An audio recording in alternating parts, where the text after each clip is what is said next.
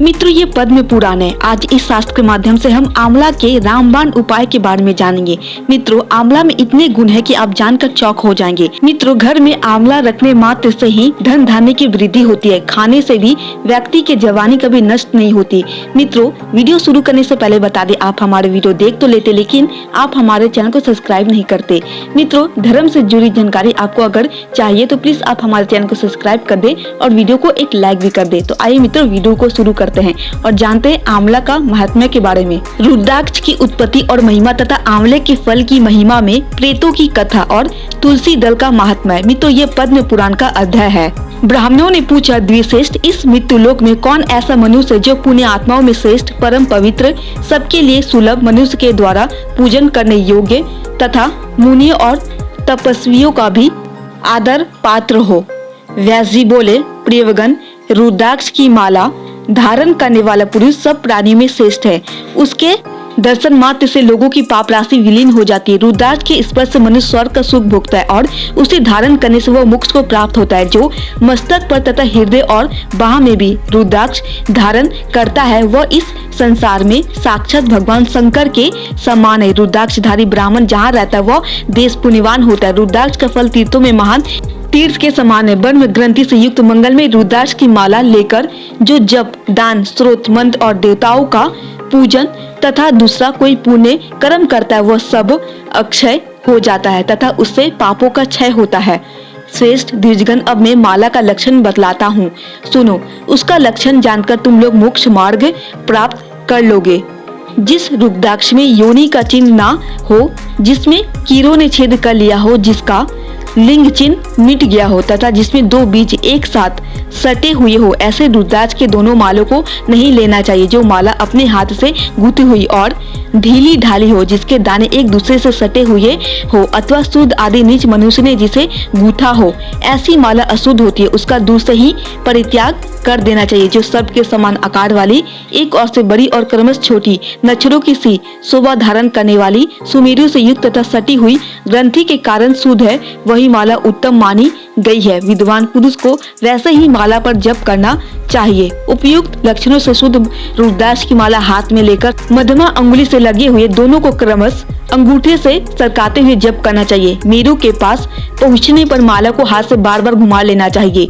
मेरु का उल्लंघन करना उचित नहीं है। वैदिक, पौराणिक तथा आगमोक्त जितने भी मंत्र हैं, सब रुद्राक्ष माला पर जप करने से अभिष्ट फल के उत्पादक और मोक्षदायक होते हैं। जो रुद्राक्ष माला से जुटे हुए जल को मस्तक पर धारण करता है वह सब पापों से शुद्ध होकर अक्षय पुण्य का भागी होता है। रुद्राक्ष माला का एक एक बीज एक एक देवता के समान है। जो मनुष्य अपने शरीर में रुद्राक्ष धारण करता है वह देवताओं में श्रेष्ठ होता है। ब्राह्मणों ने पूछा, गुरुदेव, रुद्राक्ष की उत्पत्ति कहाँ से हुई है तथा वह इतना पवित्र कैसे हुआ? व्यास जी बोले, ब्राह्मणों, पहले किसी सतयुग में एक त्रिपुर नाम का दानव रहता था। वह देवताओं का वध करके अपने अंतरिक्ष चारी नगर में छिप जाता था। ब्रह्मा जी के वरदान से प्रबल होकर वह संपूर्ण लोकों के विनाश की चेष्टा कर रहा था। एक समय देवताओं के निवेदन करने पर भगवान शंकर ने यह भयंकर समाचार सुना। सुनते उन्होंने अपने आजगौ नामक धनुष पर विकराल बाण चढ़ाया और उस दानव को दिव्य दृष्टि से देखकर मार डाला। दानव आकाश से टूटकर गिरने वाली बहुत बड़ी लूका के समान इस पृथ्वी पर गिरा। इस कार्य में अत्यंत श्रम होने के कारण रुद्रदेव के शरीर से पसीने की बूंदें टपकने लगी। उन बूंदों से तुरंत ही पृथ्वी पर रुद्राक्ष का माला वृक्ष प्रकट हुआ। इसका फल अत्यंत गुप्त होने के कारण साधारण जीव उसे नहीं जानते। तदनंतर एक दिन कैलाश के शिखर पर विराजमान हुए देवादिदेव भगवान शंकर को प्रणाम करके कार्तिकेय जी ने कहा, तात मैं रुद्राक्ष का यथावत फल जानना चाहता हूँ। उस पर जप करने तथा उसका धारण, दर्शन अथवा स्पर्श करने से क्या फल मिलता है? भगवान शिव ने कहा, रुद्राक्ष के धारण करने से मनुष्य संपूर्ण पापों से छूट जाता है। यदि कोई हिंसक पशु भी कंठ में रुद्राक्ष धारण करके मर जाए तो रुद्र स्वरूप हो जाता है। फिर मनुष्य आदि के लिए तो कहना ही क्या है। जो मनुष्य मस्तक और हृदय में रुद्राक्ष की माला धारण करके चलता है उसे पग पग पर अश्वमेध यज्ञ का फल प्राप्त होता है। रुद्राक्ष में 1 से लेकर 14 तक मुख होते हैं। जो कितने भी मुख वाले रुद्राक्ष को धारण करता है वह मेरे समान होता है। इसीलिए पुत्र तुम पूरा प्रयत्न करके रुद्राक्ष धारण करो। जो रुद्राक्ष धारण करके इस भूतल पर प्राण त्याग करता है वह सब देवताओं से पूजित होकर मेरे रमणीय धाम को जाता है। जो मृत्यु काल में मस्तक पर एक रुद्राक्ष की माला धारण करता है वह शैव, वैष्णव, शाक्त, गणेश उपासक और सूर्य उपासक सब कुछ है। जो इस प्रसंग को पढ़ता, पढ़ाता, सुनता और सुनाता है वह सब पापों से मुक्त होकर सुख पूर्वक मोक्ष लाभ करता है। कार्तिकेय जी ने कहा, जगदीश्वर में अन्य फलों की पवित्रता के विषय में भी प्रश्न कर रहा हूँ। सब लोगों के हित के लिए यह बताइए कि कौन कौन से फल उत्तम है।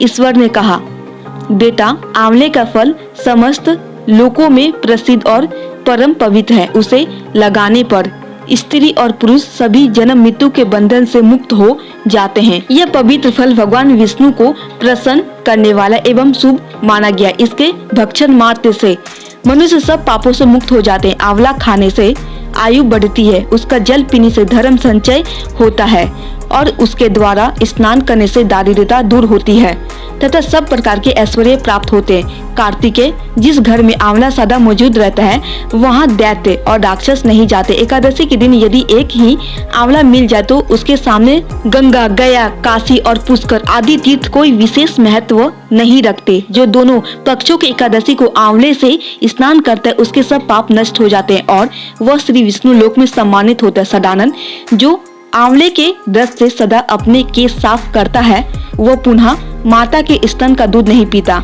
आंवले का दर्शन, स्पर्श तथा उसके नाम का उच्चारण करने से संतुष्ट होकर वरदायक भगवान श्री विष्णु अनुकूल हो जाते हैं। जहाँ आंवले का फल मौजूद होता है वहाँ भगवान श्री विष्णु सदा विराजमान रहते तथा उस घर में बर्मा एवं सुस्थिर लक्ष्मी का भी वास होता है। इसीलिए अपने घर में आंवला का अवश्य रखना चाहिए। जो आंवले का बना मुरब्बा एवं बहुमूल्य नैवेद्य अर्पण करता है उसके ऊपर भगवान श्री विष्णु बहुत संतुष्ट होते हैं। उतना संतुष्ट उन्हें सैकड़ों यज्ञ करने पर भी नहीं हो सकता। स्कंद, योगी, मुनियों तथा ज्ञानियों को जो गति प्राप्त होती है वही आंवले का सेवन करने वाले मनुष्य को भी मिलती है। तीर्थों में वास एवं तीर्थ यात्रा करने से तथा नाना प्रकार के व्रतों से मनुष्य को जो गति प्राप्त होती है वही आंवले के फल का सेवन करने से भी मिल जाती है। तात प्रत्येक रविवार तथा विशेष सप्तमी तिथि को आंवले का फल दूर से ही त्याग देना चाहिए। संक्रांति के दिन, शुक्रवार को तथा षष्ठी, प्रतिपदा, नवमी और अमावस्या को आंवले का दूर से ही परित्याग करना उचित है।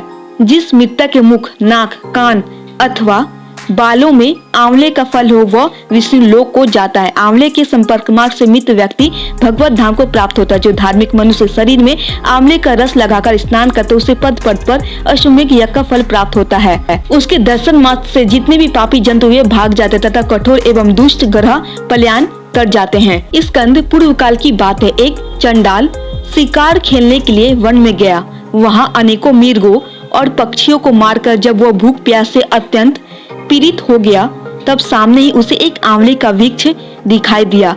उसमें खूब मोटे मोटे फल लगे थे। चंडाल सहसा वृक्ष के ऊपर चढ़ गया और उसके उत्तम उत्तम फल खाने लगा। प्रारब्धवश वह वृक्ष के शिखर से पृथ्वी पर गिर पड़ा और वेदना से व्याधित होकर इस लोक से चल बसा। तदनंतर संपूर्ण पेट, राक्षस, भूतगण तथा यमराज के सेवक बड़ी प्रशंसा के साथ वहां आए, किंतु उसे ले जा ना सके। यद्यपि वे महान बलवान थे तथापि उस मृतक चंडाल की ओर आंख उठाकर देख भी नहीं सकते थे। जब कोई भी उसे पकड़कर ले जा न सका तब वे अपनी असमर्थता देख मुनियों के पास जाकर बोले, ज्ञानी महर्षियों, चंडाल तो बड़ा ही पापी था। फिर क्या कारण है कि हम लोग तथा यह यमराज के सेवक उसकी ओर देख भी ना सके। यह मेरा है, यह मेरा कहते हुए हम लोग झगड़ा कर रहे हैं किंतु उसे ले जाने की शक्ति नहीं रखते। क्यों और किसके प्रभाव से यह सूर्य के भांति दुष्प्रय हो रहा है, उसकी ओर दृष्टिपात करना भी कठिन जान पड़ता है। मुनियों ने कहा, प्रेतगण, इस चंडाल ने आंवले के पके हुए फल खाए थे। उसकी डाल टूट जाने से उसके संपर्क में भी इसकी मृत्यु हुई है। मृत्यु काल में भी इसके आसपास बहुत से फल बिखरे पड़े थे। इन्हीं सब कारणों से तुम लोगों का इसकी ओर देखना कठिन हो रहा है।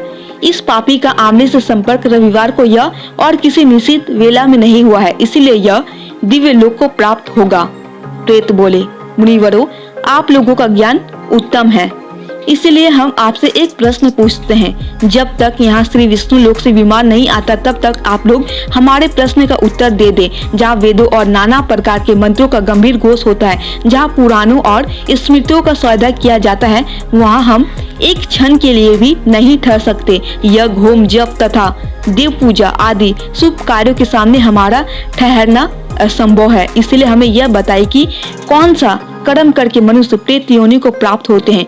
हमें यह सुनने की भी इच्छा है कि उनका शरीर विकृत क्यों कर हो जाता है। ब्रह्म ऋषियों ने कहा, जो झूठी गवाही देते तथा वध और बंधन में पड़कर मृत्यु को प्राप्त होते हैं, वे नरक में पड़े हुए जीव ही प्रेत होते हैं। जो ब्राह्मणों के दोष ढूंढने में लगे रहते हैं और गुरुजनों के शुभ कर्मों में बाधा पहुंचाते हैं तथा जो श्रेष्ठ ब्राह्मण को दिए जाने वाले दान में रुकावट डाल देते हैं, वे चिरकाल तक प्रेत योनि में पड़कर नरक से कभी उद्धार नहीं पाते। जो मूर्ख अपने और दूसरे के बैलों को कष्ट दे, उनसे बोझ ढोने का काम लेकर उनकी रक्षा नहीं करते, जो अपनी प्रतिज्ञा का त्याग करते, असत्य बोलते और व्रत भंग करते तथा जो कमल के पत्ते पर भोजन करते हैं, वे सब इस पृथ्वी पर कर्मानुसार प्रेत होते। जो अपने चाचा और मामा आदि की सदाचारिणी कन्या तथा साध्वी स्त्री को बेच देते, वे भूतल पर प्रेत होते हैं। प्रेतों ने पूछा, ब्राह्मणों किस प्रकार और किस कर्म के आचरण से मनुष्य प्रेत नहीं होते? ब्राह्मणों ने कहा, जिस बुद्धिमान पुरुष ने तीर्थों के जल में स्नान तथा शिव को नमस्कार किया है, वह मनुष्य प्रेत नहीं होता। जो एकादशी अथवा द्वादशी को उपास करके विशेषतः भगवान श्री विष्णु का पूजन करते हैं तथा जो वेदों के अक्षर, सूक्त, स्त्रोत और मंत्र आदि के द्वारा देवताओं के पूजन में संलग्न रहते हैं, उन्हें भी प्रेत नहीं होना पड़ता। पुराणों के धर्म युक्त दिव्य वचन सुनते, पढ़ते और पढ़ाने तथा नाना प्रकार के व्रतों का अनुष्ठान करते और रुद्राक्ष धारण करने से जो पवित्र हो चुके एवं जो रुद्राक्ष की माला पर जप करते, वे प्रेत योनि को नहीं प्राप्त होते। जो आंवले के फल के रस से स्नान करके प्रतिदिन आंवला खाया करते हैं तथा आंवले के द्वारा भगवान श्री विष्णु का पूजन भी करते हैं, वे कभी पिशाच योनि में नहीं जाते।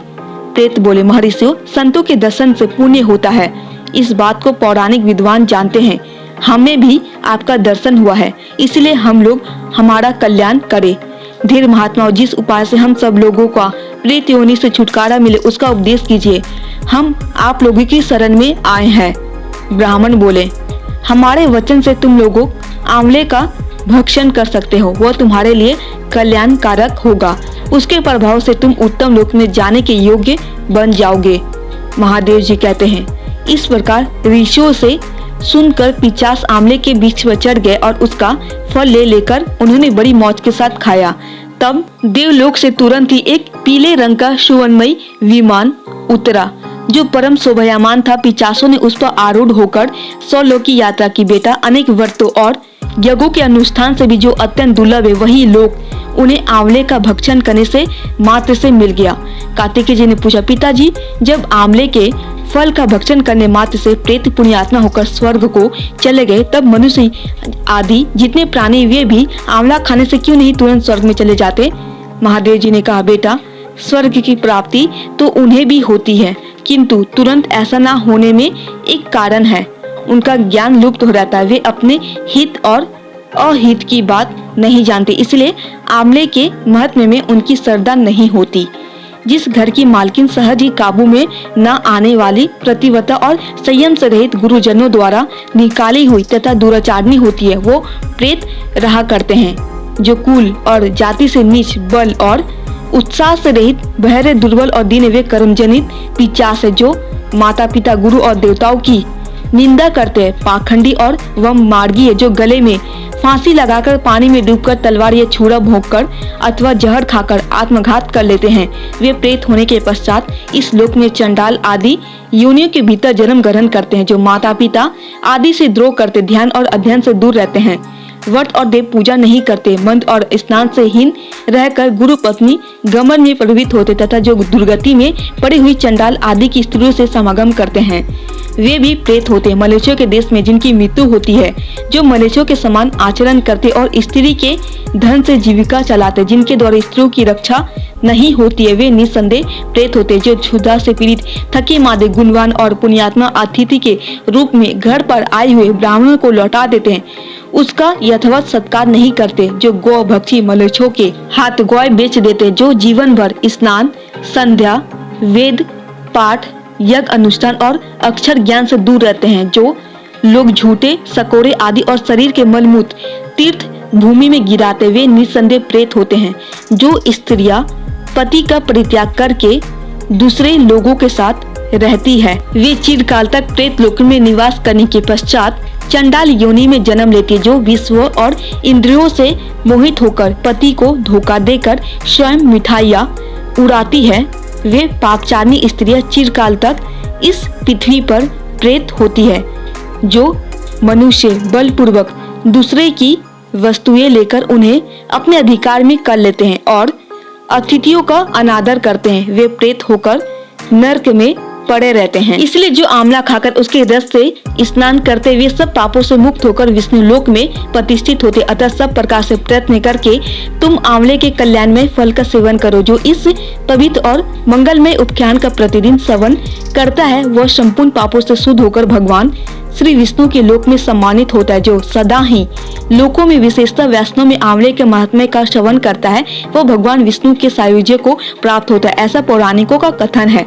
कार्तिकेय जी ने कहा, प्रभु रुद्राक्ष और आंवला इन दोनों फलों की पवित्रता को तो मैं जान गया, अब मैं यह सुनना चाहता हूँ कि कौन सा ऐसा वृक्ष है जिसका पत्ता और फूल भी मोक्ष प्रदान करने वाला है। महादेव जी बोले, बेटा सब प्रकार के पत्तों और पुष्पों की अपेक्षा तुलसी श्रेष्ठ मानी गई है। वह परम मंगलमय, समस्त कामनाओं को पूर्ण करने वाली, शुद्ध श्री विष्णु को अत्यंत प्रिय तथा वैष्णवी नाम धारण करने वाली है। वह संपूर्ण लोक में श्रेष्ठ, शुभ तथा भोग और मोक्ष प्रदान करने वाली है। भगवान श्री विष्णु ने पूर्व काल में संपूर्ण लोकों का हित करने के लिए तुलसी का वृक्ष रोपा था। तुलसी के पत्ते और पुष्प सब धर्मों में प्रतिष्ठित है। जैसे भगवान श्री विष्णु को लक्ष्मी और मैं दोनों प्रिय, उसी प्रकार यह तुलसी देवी भी परम प्रिय है। हम तीन के सिवा कोई चौथा ऐसा नहीं जान पाता जो भगवान को इतना प्रिय हो। तुलसी दल के बिना दूसरे फूलों, पत्तों तथा चंदन आदि के लोपों से भगवान विष्णु को संतुष्ट नहीं होता। जिसने तुलसी दल के द्वारा पूर्ण श्रद्धा के साथ प्रतिदिन भगवान श्री विष्णु का पूजन किया, उसने दान, होम, यज्ञ और व्रत आदि सब पूर्ण कर लिए। तुलसी दल से भगवान की पूजा कर लेने पर क्रांति, सुख, भोग, सामग्री, यश, लक्ष्मी, श्रेष्ठ कुलशील पत्नी, पुत्र, कन्या, धन, राज्य, आरोग्य, ज्ञान, विज्ञान, वेद, वेदांग, शास्त्र, पुराण, तंत्र और संहिता सब कुछ मैं करतलगल समझता हूँ। जैसे पुण्य सशीला गंगा मुक्ति प्रदान करने वाली है, उसी प्रकार यह तुलसी भी कल्याण करने वाली है। स्कंद, यदि मंजरी युक्त तुलसी पत्रों के द्वारा भगवान श्री विष्णु की पूजा की जाए तो उसके पुण्य फल का वर्णन करना असंभव है। जहाँ तुलसी का वन है, वहीं भगवान श्री कृष्ण की समीपता है तथा वहीं ब्रह्मा और लक्ष्मी जी भी संपूर्ण देवताओं के साथ विराजमान है। इसीलिए अपने निकटवर्ती स्थान में तुलसी देवी को रोपकर उनकी पूजा करनी चाहिए।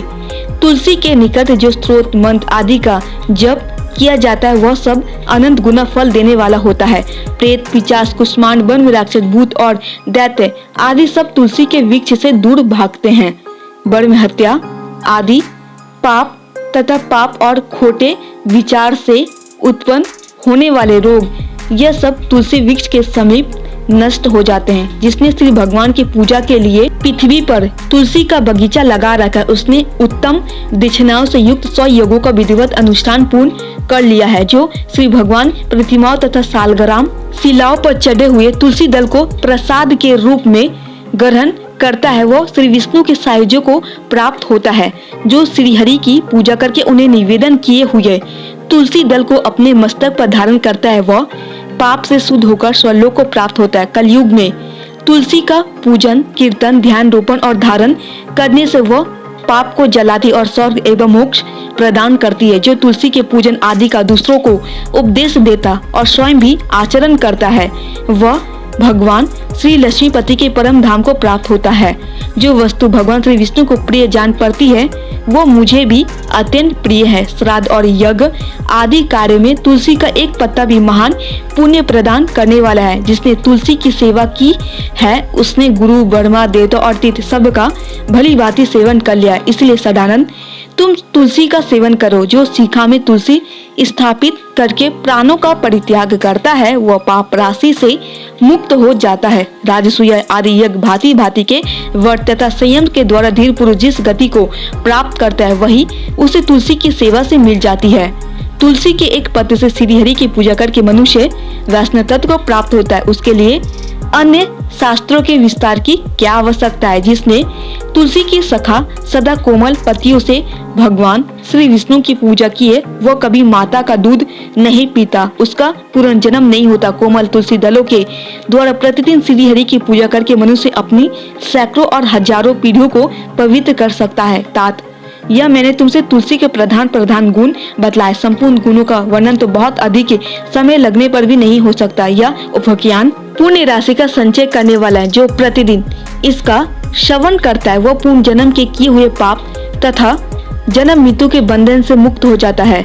बेटा, इस अध्याय के पाठ करने वाले पुरुषों को कभी रोग नहीं सताते, अज्ञान उसके निकट नहीं आता, उसकी सदा विजय होती है। तो मित्रों, यह थी तुलसी, रुद्राक्ष एवं आंवले का महत्व है। मित्रों, हम उम्मीद करते हैं कि ज्ञान से भरी ये छोटी सी वीडियो आपको जरूर पसंद आई होगी। मित्रों, यदि आपको थोड़ी भी पसंद आई हो तो प्लीज आप हमारे चैनल को सब्सक्राइब कर दें और धर्म से जुड़ी हर एक जानकारी सही प्राप्त करने के लिए आप हमारे चैनल को सब्सक्राइब कर दें। और थोड़ी भी वीडियो पसंद आई हो तो एक लाइक भी कर दें। इसी तरह आप हमसे जुड़े रहें ताकि शास्त्रों की सही जानकारी समय पर आपको हमेशा मिलती रहे।